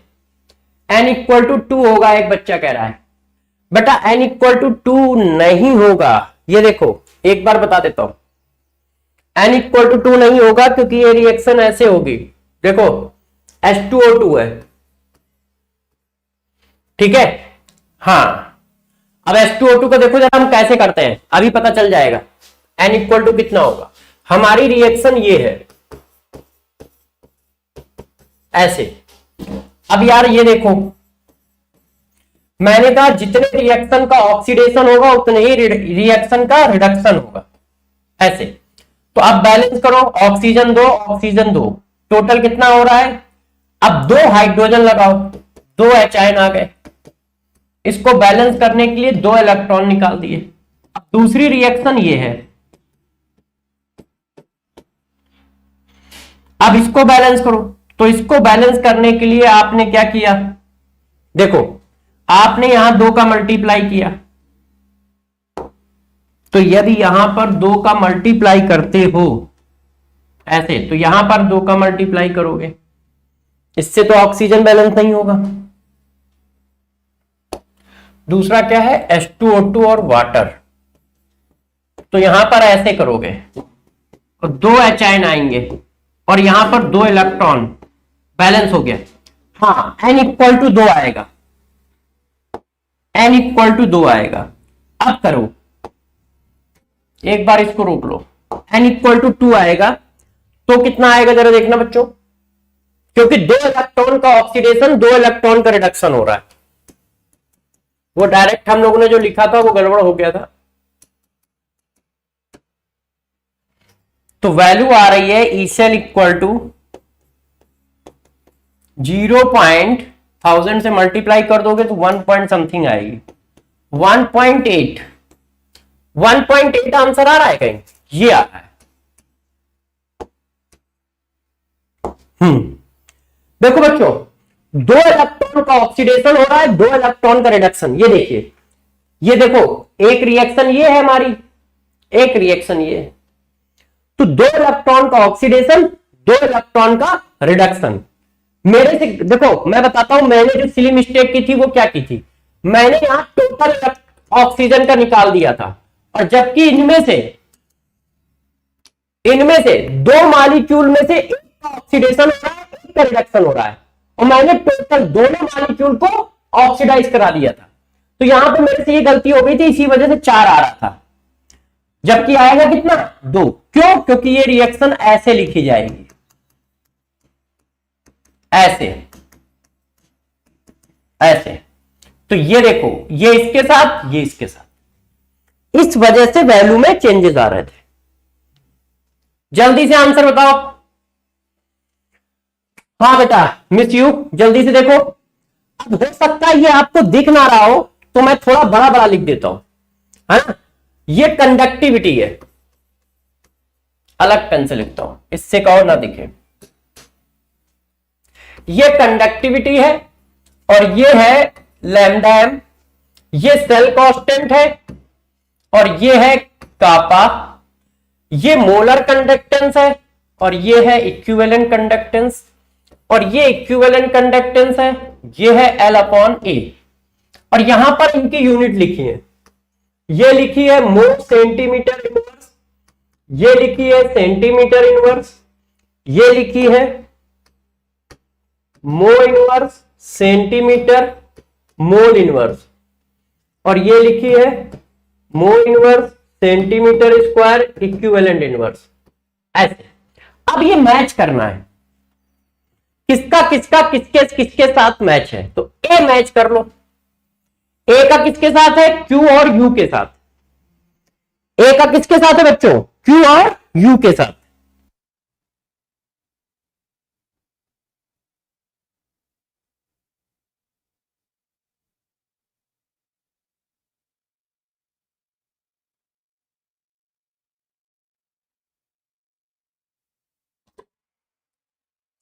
हाँ सर, अब बच्चों करो जल्दी से। तो ये किससे मैच होगा? कंडक्टिविटी इक्वल टू क्या होता है? कापा। तो इसका क्यू से मैच होगा, और इसकी यूनिट क्या होती है? तो कापा की यूनिट बच्चों क्या होती है? कापा की यूनिट क्या होती है? सिर्फ कापा इक्वल टू होता है C इंटू एल अपॉन ए। तो ये हो गई जाके क्या? 1 अपॉन आर, मतलब मो इनवर्स और सेंटीमीटर इनवर्स। तो ये इससे मैच होगा और साथ में यू से मैच होगा।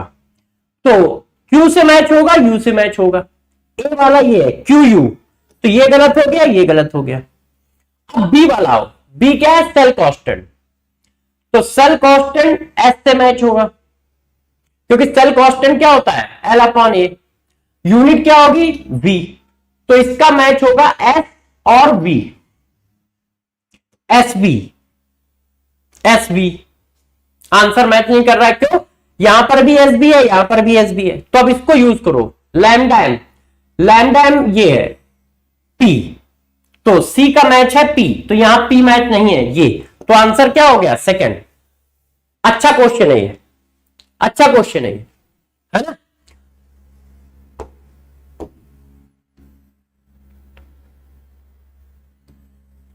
अच्छा क्वेश्चन है। चलो बच्चों, इस क्वेश्चन का जवाब दो, इस क्वेश्चन का जवाब दो। The equivalent conductance of M/32 solution of a weak monobasic acid is इतना। देखो आपको इक्विवेलेंट कंडक्टेंस गिवन है, कंसंट्रेशन गिवन है, एट फाइनाइट डायल्यूशन इज इतना, डिग्री ऑफ डिसोसिएशन पूछ रहा है। अच्छा, तो यार डिग्री ऑफ डिसोसिएशन होता है E V upon E infinite, मतलब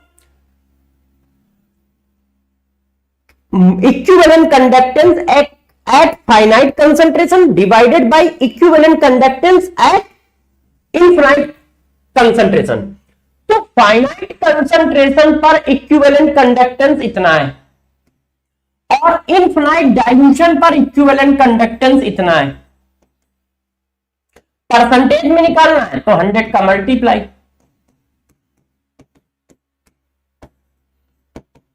जी आ रहा है 2% आ रहा है।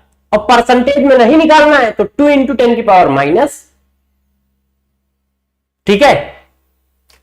The equivalent conductance of M/32 solution of a weak mono acid is इतना, एट इनफिनाइट डायल्यूशन इज इतना, the dissociation constant of this acid. अच्छा, इसमें डिसोसिएशन कांस्टेंट पूछ रहा है, तो अभी हमें मिला है अल्फा, ये अल्फा निकल के आया है। और डिसोसिएशन कांस्टेंट कैसे निकलेगा? ऐसे निकलेगा, ये देखो तो ये क्या बनेगा, C0 C1 minus alpha C alpha तो K equal to C alpha square 1 minus alpha.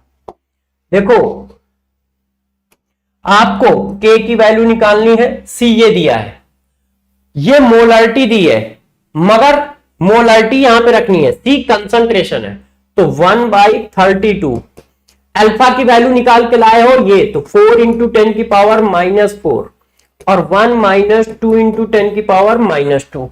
अब इसको सॉल्व कर दो तो ये 32 हुआ, 4 इंटू 10 की पावर माइनस, अब इसको करो तो यार ये कितना हो जाएगा 1.02, तो 4 इंटू 10 की पावर -4 32, और इसको काम कर दोगे तो ये 0.8।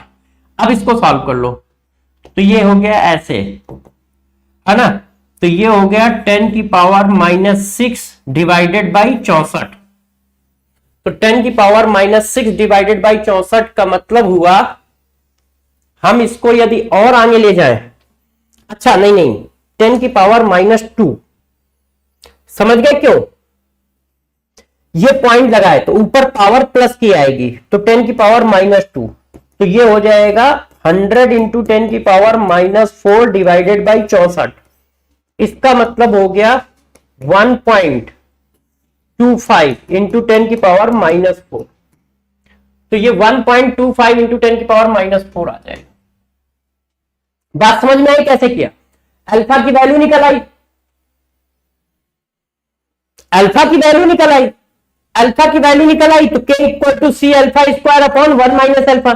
C की वैल्यू आपको दी है, अल्फा की वैल्यू आपने ये निकाल रखी है, सबकी वैल्यू डाल दी, बस आंसर आ गया। एक मिनट,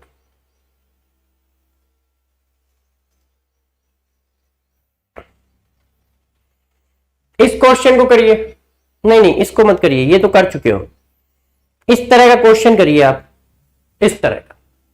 अब इस क्वेश्चन को करो बच्चों, हाँ very good. The limiting molar conductance for NaCl KBr KCl is इतना इतना इतना, the molar conductance of NaBr is, अब देखो यहां पे पोलार से ला लगना है, आपको जो मोलर कंडक्टेंस निकालना है इसका निकालना है, तो इसका मोलर कंडक्टेंस इक्वल टू क्या आएगा, molar conductance of sodium ion, molar conductance of Br ion. अब सोडियम आयन तो इससे मिलेगा, इसलिए इसको जोड़ लो, Br आयन इससे मिलेगा, इसलिए इसको भी जोड़ लो। अब इसको जोड़ा तो ये आ गया और ये आ गया, इसको माइनस कर लो तो ये दोनों कट जाएंगे, ये लो, अब ये क्या आ गया 128 आ गया। चेक करो मैंने कहीं गलती की है, क्योंकि 128 कोई आंसर नहीं है, 126 प्लस 152 माइनस 150, तो ये आया 52। हाँ गुरु गलत है ना, चेक कर लो सब लोग, सही किया है ना भाई। देखो इससे हमें सोडियम आयन मिलेगा इसलिए जोड़ना है, इससे Br आयन मिलेगा इसलिए जोड़ना है, ये दोनों जुड़ गए। अब यहां इसको जब जोड़ा तो Cl एक्स्ट्रा आ गया, इसको सब जोड़ा तो K एक्स्ट्रा आ गया, इससे माइनस कर दिया तो K और Cl कट गए, तो यहां से क्या बचेगा, दो इसमें जुड़ जाएगा 28। तो ये लिखा गलत है ना, आंसर यही आ रहा होगा, इसको मैं थोड़ा चेंज कर देता हूं, ये होगा। अब बच्चों इस बात को जरा बताओ, इस बात को, which of the following is amorphous solid. Graphite क्या होता है, ग्रेफाइट जो होता है नेटवर्क सॉलिड होता है, और नेटवर्क सॉलिड क्रिस्टलाइन सॉलिड है, तो ये आंसर हो नहीं सकता। क्वार्ट्ज ग्लास एमार्फस सॉलिड होता है, क्वार्ट्ज जो होता है मैंने एग्जांपल में कल पढ़ाया है, क्वार्ट्ज जो होता है वो क्रिस्टलाइन सॉलिड होता है, मगर क्वार्ट्ज ग्लास जो होता है वो एमार्फस सॉलिड होता है। क्यों, जब क्वार्ट्ज को आप हीट करते हो और सडन कूलिंग करते हो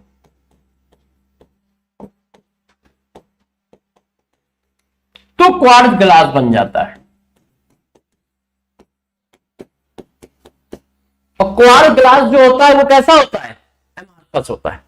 और ये तो आयनिक कंपाउंड है तो ये तो क्रिस्टलाइन होगा, और ये नेटवर्क सॉलिड होगा, तो आंसर ये होगा। The effective number of atom, ये पीसीसी कुछ नहीं होता है, एफसीसी होगा। एफसीसी में इफेक्टिव 4 होते हैं, सॉरी बीसीसी होगा, है ना। बीसीसी में 2 होते हैं, एफसीसी में 4 होते हैं। ओह अच्छा, ये प्रिमिटिव यूनिट सेल होगा। प्रिमिटिव में 1 होते हैं, इसमें 4 होते हैं, इसमें 2 होते हैं। 1 4 2 कहीं आंसर है कि नहीं? ये तो आपको भी आता है यार। यस, जल्दी जल्दी बताइए। अब ये बताओ, a solid A B form FCC packing with A atom at face centre. देखो ए एटम कहां पे है, फेस पे है, और यदि फेस पे है तो टोटल एटम कितने हो गए, 3। बी एटम कहां है, 4 कॉर्नर पे है। गौर से देखो क्या लिखा है, 4 कॉर्नर। तो यार यदि बी एटम 4 कॉर्नर पे है तो एक कॉर्नर का कंट्रीब्यूशन 1/8 होता है, तो बी एटम है आधा। सी एटम है बचे हुए कॉर्नर, तो बचे हुए 4 कॉर्नर, क्योंकि टोटल कॉर्नर कितने होते हैं, 8, तो सी एटम भी आधा है। तो सिंपल फार्मूला ऑफ सॉलिड बताओ। तो मैंने फार्मूला ऑफ सॉलिड हमेशा रेशियो बताया है। तो ये है 3, ये है आधा, ये है आधा, तो 6 1 के, तो A6BC आ रहा है। ऐसा कहीं है? यस। बात समझ पाए हो कैसे किया आप लोगों ने? क्या सभी बच्चे बात समझ पाए? आंसर दो, जल्दी बताओ बच्चों, आंसर दीजिए सभी लोग। सभी बच्चे आंसर दें। क्या बात समझ पा रहे हो? क्या आप लोग इस बात को समझ पा रहे हो कैसे किया है मैंने? यस। अब इसको देखो, ये क्वेश्चन भी मैंने पढ़ाते समय कल कराया है। An element crystallize into BCC unit cell, how many unit cell would be present in इतने मोल ऑफ एलिमेंट। इतने मोल एलिमेंट में कितने यूनिट सेल होंगे? आपको पता है बीसीसी जो होता है 2 एटम कैरी करता है, 2 एटम। इसका मतलब एक यूनिट सेल में 2 एटम है, तो 2 यूनिट सेल में कितने होंगे, 4 एटम होंगे। तो उल्टा कर दो, 4 एटम से कितने यूनिट सेल आ रहे हैं, 2। इसका मतलब यदि नंबर ऑफ एटम मिल जाए तो यूनिट सेल भी मिल जाएंगे आपको। यदि नंबर ऑफ एटम मिल जाए तो यूनिट सेल मिल जाएंगे।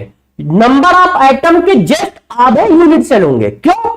एक यूनिट सेल बनाने में 2 एटम खर्च होते हैं। तो उल्टा बोल दो, 2 एटम खर्च होते हैं तो 1 यूनिट सेल बनता है। तो 200 एटम खर्च होंगे तो 100 यूनिट सेल बनेंगे।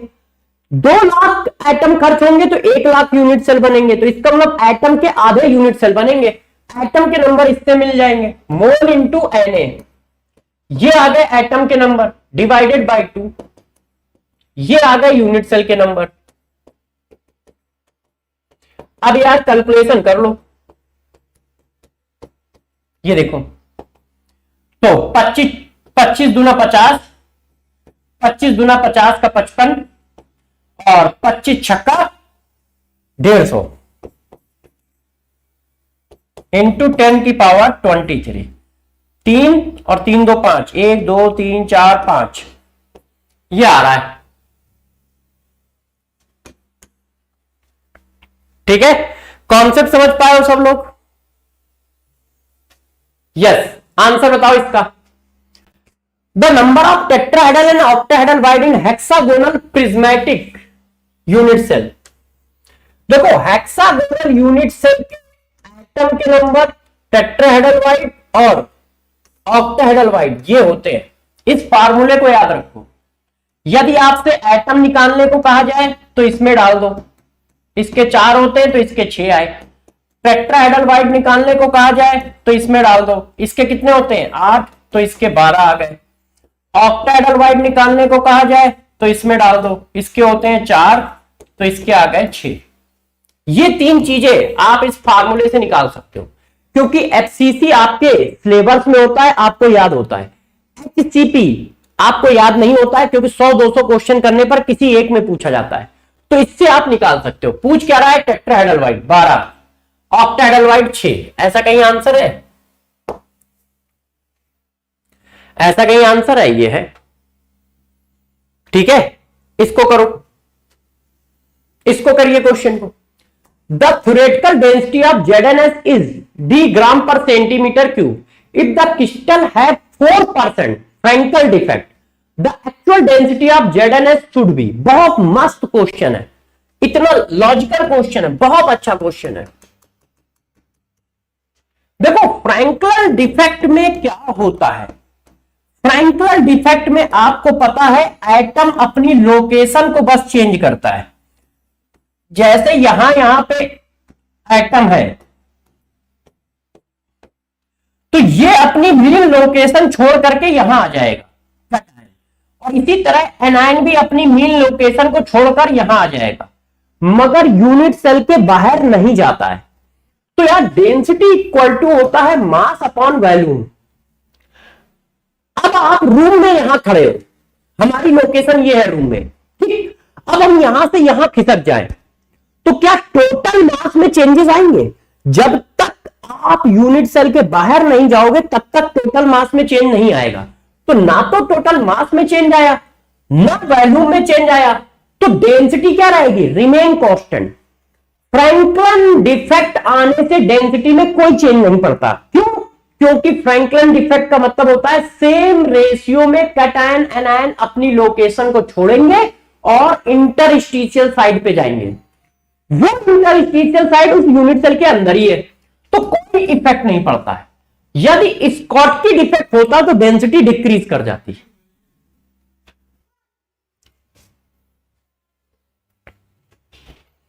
इसको करिए, वेरी गुड, इसको करिए।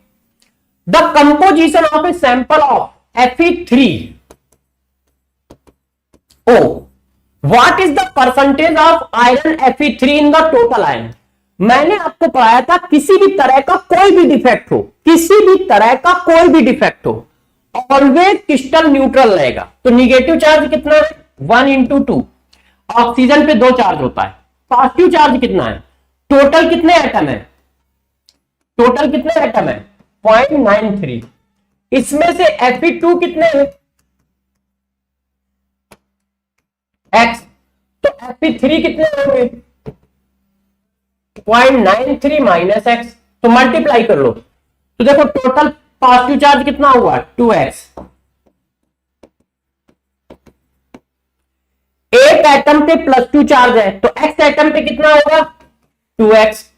एक एटम पे +3 चार्ज है, तो इतने एटम पे कितना होगा? तो टोटल पॉजिटिव चार्ज कितना होगा? दोनों का सम। बराबर कर दो। अब बराबर कर दोगे तो इसकी वैल्यू निकाल लो। तो वैल्यू कितनी आएगी जरा देखो, -x। इस ये उधर चला जाएगा, तो 3 त्रिका 9, 9 त्रिक 27, सॉरी, हाँ, तो x की वैल्यू आ जाएगी 0.69। एक बार देख लेना मैंने सही किया है। 3 त्रिका 9, 9 त्रिक 27, गुड, सही है। उधर जाके माइनस हो जाएगा, ये आ गया। तो x की वैल्यू ये आ गई। F कौन है? Fe2 positive. Fe2 पॉजिटिव की वैल्यू ये आ गई। तो Fe3 पॉजिटिव की वैल्यू बच्चों कितनी हुई? कितना था? 93। 93 का मतलब हुआ 14, है ना, क्योंकि ये 79 है, तो 80 10, हाँ, 14 का मतलब हुआ ये। अब पूछ क्या रहा है? पूछ रहा है परसेंटेज बताओ। What is the percentage of iron present as a sp3? तो देखो इसका परसेंटेज निकालो। जिसका परसेंटेज निकालते हैं उसको ऊपर नीचे टोटल इंटू 100। तो 14 डिवाइडेड बाई 93 इंटू 100। हथियार किधर है? इधर है। 1400 डिवाइडेड बाई 93। 15.05% आ गया A answer. Yes, very good very good, बहुत सही। अब इस क्वेश्चन को करो, आज का लास्ट एंड फाइनल क्वेश्चन करो। The Schottky defect, solid become net positive charge, गलत। किसी भी तरह का कोई भी डिफेक्ट हो, क्रिस्टल ऑलवेज न्यूट्रल रहता है। डेंसिटी इज लोअर्ड, सही। क्यों? स्कॉटकी डिफेक्ट में आयन सेम रेशियो में आयन यूनिट सेल के बाहर जाते हैं, तो मास कम हो जाएगा। इलेक्ट्रिकल कंडक्टिविटी इंक्रीज करेगी क्योंकि आयन का मूवमेंट हो रहा है। सॉलिड डेवलप्ड कलर, कलर तब आता है जब एच सेंटर जनरेट होते हैं, तो आंसर क्या है? बी। अब जल्दी से सारे बच्चे बताएं टोटल कितने क्वेश्चन सही हैं। मैं बताता हूं मैंने किए कितने हैं। 1 2 3 4 5 6 7 8 9 10 11 12 13 14 15 16 17 18 19 20 21 22 23 24 25 26 27 28 29 30 31 32 33 34 35 36 37 38 39 40 40 क्वेश्चन मैंने किए हैं। अब 40 में से कितने सही हैं ये बताओ सब लोग। 40 में से कितने सही हैं? 40 में से कितने सही हैं? और ध्यान रखना, जिन क्वेश्चन में होमवर्क लिखो उनको घर से करके लिखना। जिसमें होमवर्क लिखा है उनको घर से कर लेना। 40 में से कितने सही हैं जल्दी बताओ। हिंदूराज 12 सही है यार 40 में से, ये तो गलत बात है, इसका मतलब पढ़ाई बिल्कुल नहीं है। हाँ 35 38 37 15 15 वाला मेहनत करो।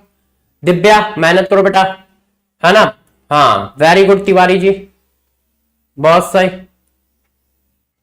माही मेहनत करो बेटा, 15 सही है, गलत है। ठीक है, यस बिल्कुल सही। चलो बहुत सही, वेरी गुड वेरी गुड। अब देखो नेक्स्ट क्लास में जब आऊंगा तो कंप्लीट फिजिकल केमिस्ट्री होगी, कंप्लीट फिजिकल केमिस्ट्री होगी। पूरी फिजिकल केमिस्ट्री के क्वेश्चन लेके आऊंगा।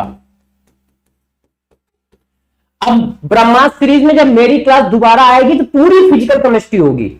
तो पूरी फिजिकल केमिस्ट्री होगी तो कम से कम मैं 50 से 60 क्वेश्चन करूंगा मिनिमम मिनिमम। तो आप लोग रिवाइज करके आइए, क्या सीएसडी रिवाइज करिए और नोटबुक जो नोट क्लास की नोटबुक है इनको आप रिवाइज करके आइए, ठीक है। अच्छे से रिवाइज करके आइएगा नेक्स्ट क्लास में, ठीक है बच्चों। तो आज की क्लास इसी जगह खत्म करते हैं। अपना ध्यान रखिएगा, पढ़ाई करते रहिएगा और शाम को मिलते हैं 8 बजे, क्योंकि आपके लिए आज सरप्राइज है। क्योंकि बहुत सारे बच्चे बहुत चीजों की उम्मीद कर रहे थे कि सर आप कुछ ऐसा करें, सर आप कुछ ऐसा करें, तो वो करने के लिए हम लोग 8 बजे आ रहे हैं। क्लियर है? बाय बाय बच्चों, फिर मिलेंगे।